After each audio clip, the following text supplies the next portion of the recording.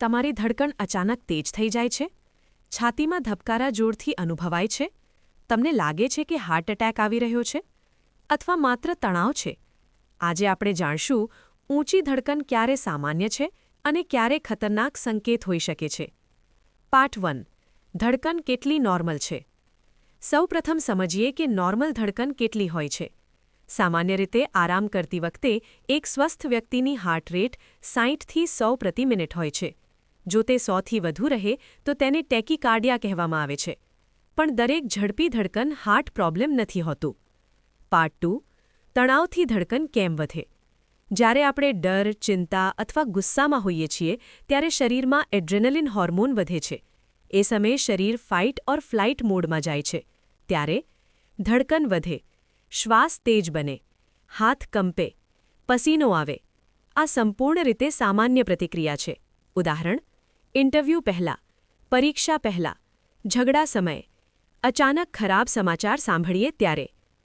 જો ધડકન થોડા મિનિટોમાં નોર્મલ થઈ જાય તો મોટાભાગે તે તણાવનું પરિણામ છે. પાર્ટ 3. ક્યારે હાર્ટ પ્રોબ્લેમનો સંકેત? હવે મહત્વનો ભાગ. જો ધડકન સાથે નીચેના લક્ષણો હોય તો સાવધાન રહેવું.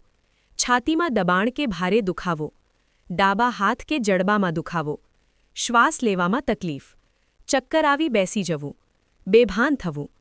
આવા સમયે તરત હોસ્પિટલ જવું જોઈએ. ખાસ કરીને જો તમને ડાયાબિટીઝ, બ્લડ પ્રેશર, કોલેસ્ટ્રોલ અથવા પરિવારમાં હાર્ટ પ્રોબ્લેમનો ઇતિહાસ હોય તો જોખમ વધુ છે. પાર્ટ 4. કેવી તપાસ કરાવવી?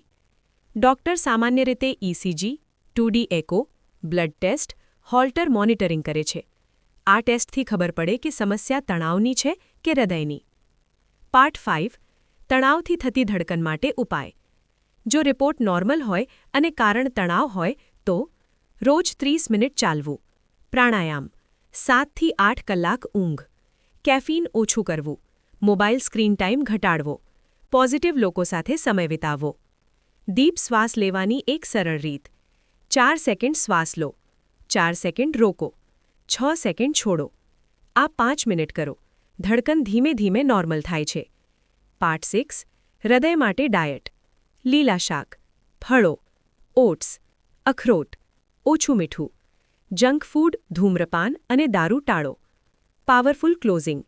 યાદ રાખો, દરેક ઊંચી ધડકન હાર્ટ એટેક નથી, પણ દરેક ઊંચી ધડકનને અવગણવી પણ નહીં.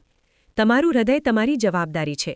તણાવને નિયંત્રણમાં રાખો, નિયમિત ચેકઅપ કરાવો અને સ્વસ્થ જીવન જીવો. CTA. જો આ માહિતી ઉપયોગી લાગી હોય તો વિડિયો લાઇક કરો, શેર કરો અને સબસ્ક્રાઇબ કરવાનું ભૂલશો નહીં. તમારા પ્રશ્નો કોમેન્ટમાં લખો, હું જરૂર જવાબ આપીશ.